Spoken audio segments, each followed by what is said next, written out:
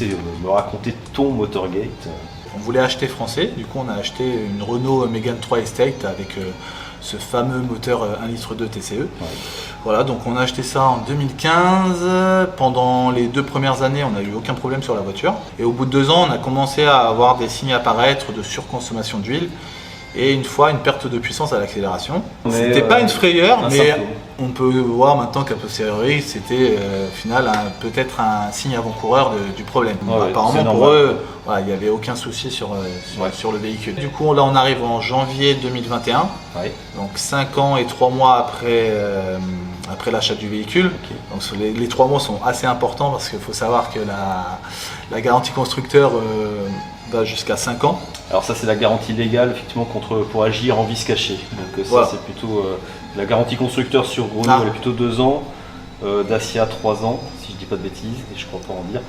Et par contre effectivement le vice caché en France le délai de prescription il est de 5 ans donc effectivement c'est ça qui a son importance en effet. Donc ouais on arrive à cette date de fin janvier 2021 où on partait avec ma compagne et les enfants en Normandie déposer les enfants chez ma mère. Et sur l'autoroute, sur la 13, on est passé d'une vitesse de 130 km/h à 50 km/h. Bien sûr, pour rien arranger, on était en train de doubler, le voyant moteur s'est allumé. Du coup, les voitures derrière sont arrivées de façon assez rapide, nous ont klaxonné. On a réussi par chance à se rabattre sans qu'il n'y ait d'accident. Et n'étant pas trop loin d'arriver, on a réussi à terminer en warning sur le côté droit pour retourner chez ma mère. Alors mon Motorgate, ça se passe en 2018. Donc, j'étais étudiant, j'avais fait un prêt pour pouvoir l'acheter. En plus on allait avoir un enfant, donc on s'était dit que là on avait vraiment besoin d'un véhicule.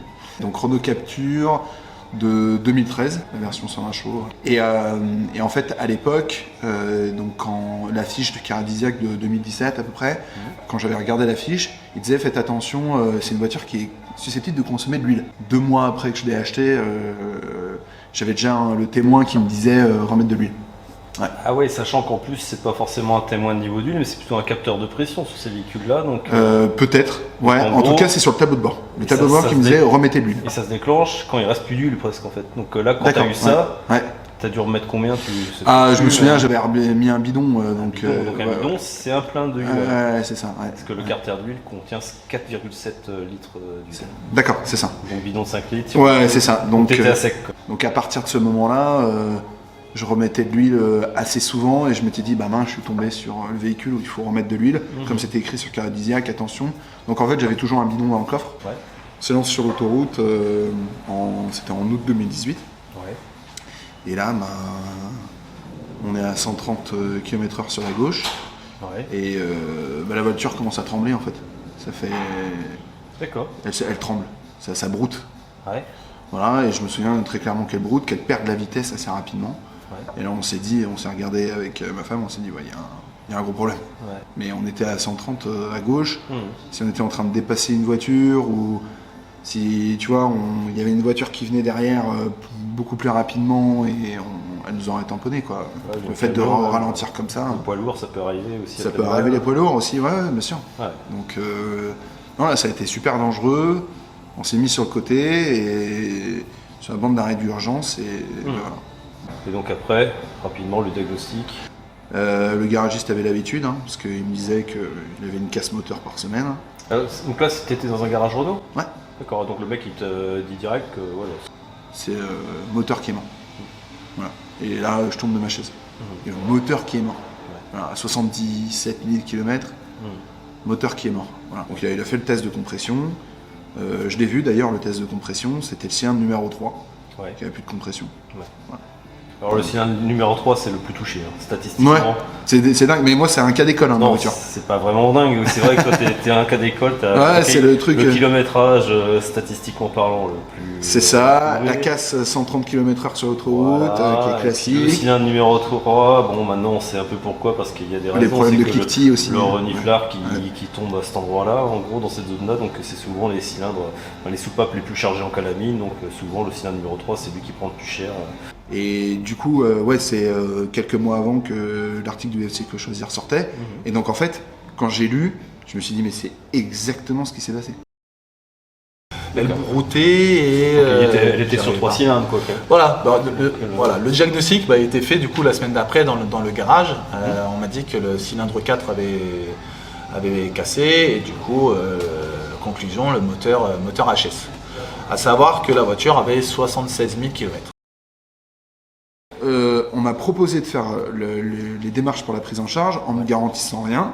Moi j'ai l'impression, en plus c'était un petit garage, mais pourtant j'ai l'impression que quand j'en avais parlé avec le chef d'atelier, il me disait que des moteurs comme le mien essence, encore une fois, c'était une fois par semaine qu'il en recevait des casses. Donc tu as dépassé un petit peu au niveau du délai de Le délai, j'ai dépassé de 6 mois. Tu étais dans le kilométrage, ok. J'étais dans le kilométrage, mais j'ai dépassé de 6 mois le délai préconisé par Renault. Okay. À savoir que cette révision ne concernait en rien la vidange qui avait été faite l'année d'avant en temps et en heure. Et après, on se retrouve un peu sous le couteau sous la gorge parce qu'il me restait à ma charge, je crois, 4 500 € à payer. Donc soit il y a deux solutions, soit on décide de ne pas payer, on récupère la voiture avec un moteur HS, voilà, donc une perte financière, soit on décide de la récupérer, de payer, et il faut se décider assez rapidement parce qu'après il y a des frais de gardiennage qui sont engagés par Renault. Moi on m'a dit clairement, si vous ne prenez pas de décision, nous tant qu'elle reste là, tous les jours on vous impactera des frais journaliers. Donc on est resté de fin janvier à mi-mars, début avril sans voiture. Pour eux c'était classique. Voilà, j'ai demandé est-ce que sur le diesel c'est la même chose? Pas du tout. Ah oui. Ah non, pas du tout. Rien à voir. Ah ouais. Voilà. Donc c'était vraiment ce moteur-là, il le connaissait, c'est vrai qu'il y avait des problèmes dessus. Et le retour du service client, ça a été de dire on vous fera une prise en charge à 40%. Pour toi, ça t'allait pas, quoi, clairement. On passait d'une facture de 7 000 € à 4 000 €. Ouais. Voilà. J'avais payé ma voiture 10 000 €. Donc ça restait 40% du véhicule. Ouais. Moi, j'avais fait tout en ordre, donc je comprenais pas pourquoi moi j'aurais dû faire quoi que ce soit. Ouais, pourquoi ça aurait été à toi d'assumer ça, quoi. Bien sûr, surtout 4 000 €. Pour moi, en étant étudiant, j'ai fait un prêt pour 10 000 €. J'avais pas fait un prêt pour 14 000 et j'avais jamais pensé payer une voiture 14 000 €. Voilà. Ouais. Mais ils n'ont rien voulu savoir et comme j'étais au-delà des 5 ans et 6 mois de retard, on est resté à 40% de prise en charge et un total de 4 500 € à ma charge. Après, il faut compter toutes les sommes annexes qui vont s'accumuler. Ouais. Moi, je sais que du coup, pour payer cette somme à un instant T, j'ai dû faire beaucoup plus d'heures à mon travail, donc rallonger mes journées. Qui dit rallonger mes journées dit moins de temps personnel, moins de temps pour la famille. Dans mon action, je me suis retourné vers le vendeur plus le concessionnaire parce que ça faisait moins de 5 ans. Et donc là aujourd'hui, depuis cet incident, depuis la casse du moteur, ton véhicule il est où? Il est chez moi. Et donc du coup, cette voiture que tu ne peux plus utiliser, pour laquelle tu es en procédure depuis des années, et maintenant elle te squatte ton garage, tout à fait. T'empêche de l'utiliser. Voilà, vous l'avez vu sur TF1. Hein. Ouais, c'est passé. Donc effectivement, elle prend une bonne partie de mon garage. À l'heure actuelle, j'ai toujours ce véhicule. J'ai fait le choix de le garder pour deux raisons. Parce que déjà la décote, maintenant qu'on connaît le problème de façon nationale, on sait qu'il y a une forte décote sur ce moteur-là. Et j'avais pas aussi envie de le revendre à un garage qui après redonnerait ce véhicule à quelqu'un de lambda et qui pourrait avoir de nouveau ce problème. Je vis depuis les réparations, depuis 2 ans, avec une épée de Damoclès. On sait qu'à tout moment, ça peut refaire ce problème-là. D'un point de vue personnel, je trouve ça injuste, effectivement, qu'on m'ait proposé 40% et pas 100%. D'un point de vue consommateur, c'est pas possible qu'on nous demande de prendre en charge 4 000 €. C'est même 10 € pour moi. En fait, on ne devrait pas prendre en charge le moindre euro qui est lié à ce problème de conception moteur. Bon, quel est ton bilan final sur toute cette histoire-là? Qu'est-ce que ça t'évoque? Je suis très made in France. J'ai vraiment à cœur d'acheter français. Mais voilà, là, j'ai pris une claque. J'aimerais vraiment que Renault reconnaisse leur tort, arrête de nous faire passer pour des coupables on a envie d'être considéré, parce que là, on n'est peut-être rien pour eux, mais on reste des humains avec une famille. On met un produit entre les mains qui, au final, peut s'avérer être dangereux pour notre sécurité. C'est pas rien, on aurait pu taper. Là, je sais que Renault se défend en disant qu'il n'y a jamais eu d'accident mortel avéré. Oui, pour l'instant, on touche du bois, pour l'instant, j'espère que ça continuera. C'est pas grâce à eux en tout cas. C'est pas grâce à eux, c'est juste, pour l'instant, c'est vraiment qu'un facteur chance. Voilà, ça a été un peu traumatisant quand même comme épreuve. Moi, mes enfants, pendant 1 an, ils m'en parlaient encore. Donc c'est pas rien. Ils se rappellent de ça. C'est pas rien, ouais. Ils étaient petits pourtant. Ils étaient petits, ils avaient 5-6 ans, mais ça les a réveillés parce qu'on s'est fait klaxonner de façon assez forte et il y a eu des appels de phare. C'est parce qu'il faisait nuit. Donc c'est pas rien.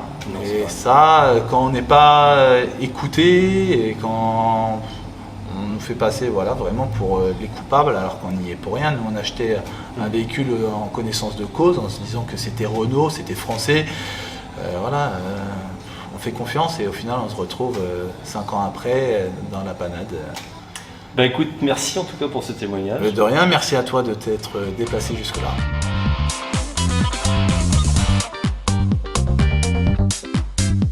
Voilà, c'était Anthony et Léonard qui nous ont raconté leur Motorgate.